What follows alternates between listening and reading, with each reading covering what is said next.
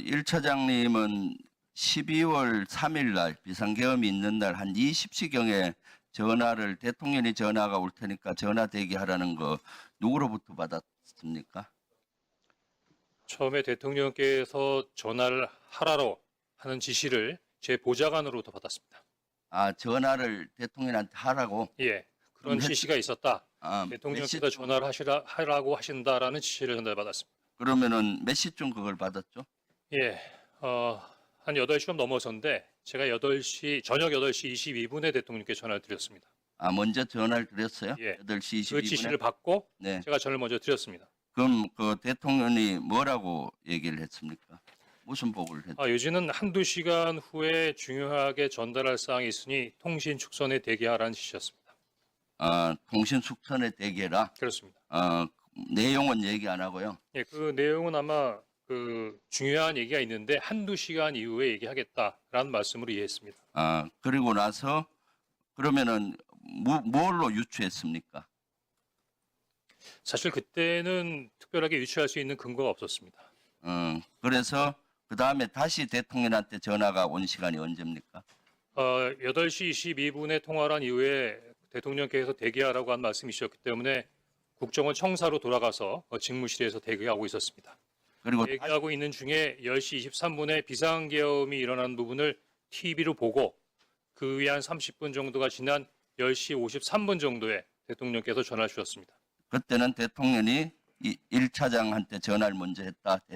그렇습니다. 네. 어떤 내용의 전화를 했습니까? 전화 내용이 뭐였습니까?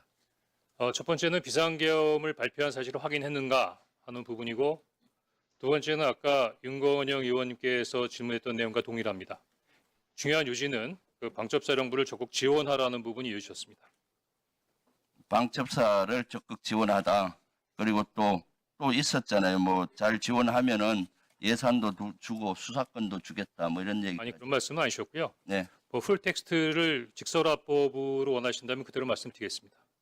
그럼 방첩사를 지원하라. 예, 전화를 받으니까 네. 비상계엄 발표하는 걸 확인했냐고 묻었고 네. 그다음에 조금 좀 강한 어투라서 말씀드리기가 좀 어렵습니다만 하여튼 이번에 다 잡아들여서 싹 다 정리해라 라고 말씀하셨습니다. 근데 그때 목적어가 없었습니다. 그래서 어느 누구를 그렇게 해야 되는지까지 잘 몰랐고 그렇다고 대통령께 누구를 체포하라는 말씀이십니까? 라고 여쭤보기도 뭐해서 잠깐 기다리고 있는데 대통령께서도 약간 말씀에 퍼즈가 있었습니다. 그러더니 지금 주시겠다는 건지 아니면 향후에 주시겠다는 건지 말씀하지 않은 상태에서 국정원의 대공수사권을 줄 테니 이번에는 일단 방첩사를 적극 지원해라. 아마 방첩사에 자금이면 자금, 인원이면 인원 무조건 지원해라고 말씀하셨습니다. 네. 비상계엄. 제가 네. 예 알겠습니다라고 답변했습니다. 아, 그래요. 그래서 1차장은 방첩사령관한테 전화를 했나요? 그렇습니다. 몇 시에 했죠? 10시 53분에 대통령님 전화가 끝나자마자 대통령께서 지시하신 분이 방첩사를 지원해라라는 부분에 지시했기 때문에 이어서 바로 기억하기로는 11시 6분에 방첩사령관에게 전화했습니다. 방첩사령관한테 전화를 했는데 그때 방첩사령관하고 무슨 통화를 했습니까? 예, 방첩사령관에 11시 6분에 전화했던 것은 처음 전화가 아니고요.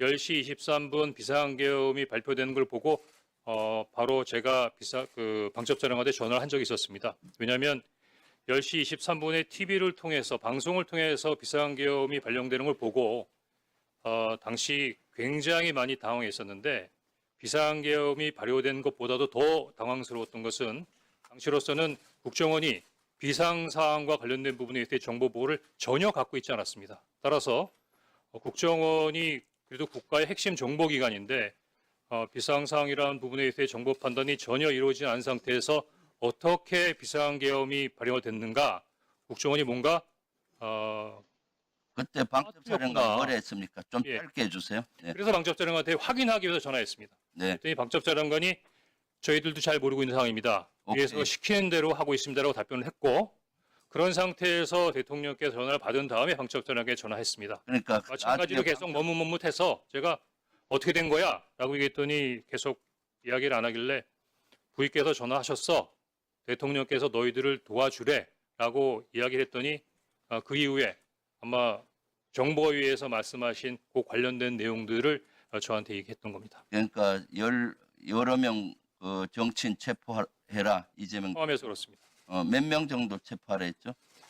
제가 기억하기에는 중간에 뭐 일일이 세지도 않았고 당시 밤중에 전화로 메모지에 막 메모를 하는 상황이었기 때문에 14명 정도로 기억합니다. 네. 그리고 계속 있었는데 택도 안 되는 소리라서 끊었다는 얘기 아니에요?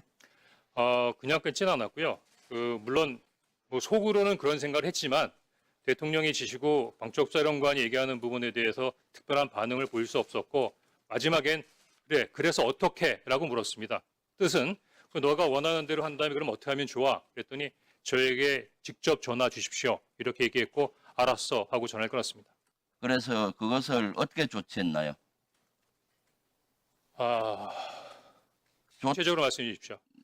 조태용 원장한테 보고했을 거 아니에요? 그 내용을? 제가 지난 1년 넘게 우리 조태용 원장님을 지금 시간이 많지 않으니까 들었습니다. 보고했죠? 예, 근데 원장님께서 저한테 보고를 받지 않았다라고 말씀하시고 계시기 때문에 제가 참 뭐라고 말씀드리기 좀 어려운데 몇 시에 보고했죠? 엄중한 자리인 만큼 네. 대통령으로부터 전화를 받았고 방첩사령관으로부터 엄중하고 민감한 사항에 대한 내용을 받은 것을 어떻게 데퓨티가 원장님께 보고드리지 않을 수가 있겠습니까? 또 지휘 개선으로도 잠깐만요. 시간이 없으니까 내가 질문하고 나머지 답변하세요. 그래서 조태용이 보고받고 그다음에 차장은 뭘 했고 국정원은 그다음 뭘 했고 그다음 조태용 원장이 그 사직서내라고 통보했잖아요. 그냥 당시 제가 기억나는 대로 말씀드리겠습니다. 아마 국정원장께서는 하루에도 뭐 책 한두 권 정도의 정보 보고를 받으시고 워낙 많은 보고서를 받으시고 또 더구나 총리님께서도 말씀하셨지만 충격적인 상황이라 아마 당시 상황이 많이 헷갈리실 수 있으십니다. 더구나 제가 얘기한 부분이 굉장히 단편적이고 조태용 원장님께서 12월 6일 날 그 기자회견 하셨던 것처럼 제가 대통령께서 정치인을 체포하라고 지시하셨습니다라고는 보고하지 않았습니다. 다만 그 정황상 관련된 보고를 드렸는데 10시 53분에 대통령으로부터 전화를 받고 11시 6분에 방첩사령관으로부터 어떤 내용인 줄 알게 됐습니다. 제가 방첩사령관에게 전화를 할 때는 우리 국정원이 놓쳤지만 아마 대통령께서 이렇게 싹 다 잡아드리라고까지 말씀하시는 거 보니까 국내에 장기 암약하던 간첩단 사건을 적발했나 보다. 그래서 아마 이렇게까지 긴급하게 진행돼야 된다고 생각하고 국정원에까지 지원을 요청한다고 추정했었습니다. 그런데 여인영 간첩사령관으로부터 체포 대상자 명단을 받아보는 순간에 이게 뭐가 잘못됐구나라고 전반적인 사항이 흐트러져서 이해하기 어려웠습니다.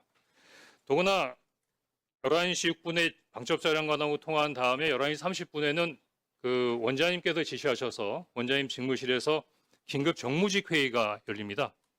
뭐 만약에 자리에 안 계셨다면 모르지만 방금 대통령으로 전화받고 방첩사령관으로 전화받은 내용을 11시 6분에 알고 있는데 11시 30분에 정무직 회의 때 바로 제 앞에 앉아 계셨거든요. 그거 어떻게 말씀 안 드릴 수가 있습니까? 그리고 나중에 네. 자, 정리하세요. 예. 다시 한번 말씀해 주십시오. 12월 5일 날 조태용 원장이 사직서 내라고 내야 되지 않겠냐. 근데 그 부분도 지금 그 국정원장님께서는 그 홍장원 차장이 정치적 중립 위반 의무를 위반했기 때문에 경질했다고 말씀하시는데 12월 5일 날 저한테 말씀하신 내용하고는 전혀 다릅니다.